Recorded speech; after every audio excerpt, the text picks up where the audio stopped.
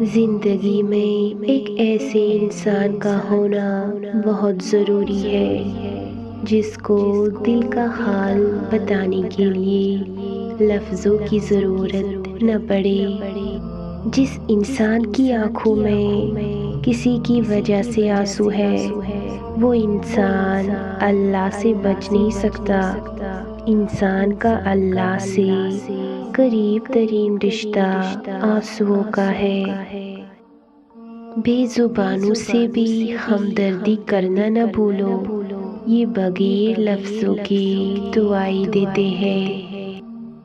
جب تم بار بار کسی کو نظر انداز کرو اور وہ بدلہ وفا سے دے تو سمجھ لو کہ وہ تمہیں خود سے زیادہ چاہتا ہے۔ زندگی جینے کے دو ہی راستے ہیں، بھول جاؤ انہیں جن کو معاف نہیں کر سکتے، اور معاف کر دو انہیں جن کو بھول نہیں سکتے۔ جب کوئی ہاتھ اور ساتھ دونوں چھوڑ دیتا ہے تب اللہ کوئی نہ کوئی انگلی پکڑنے والا بھیج ہی دیتا ہے۔ بے بس کی آنکھ سے گرنے والا ایک آنسو نہ جانے کتنی عبادتوں پہ فوقیت لے جاتا ہے۔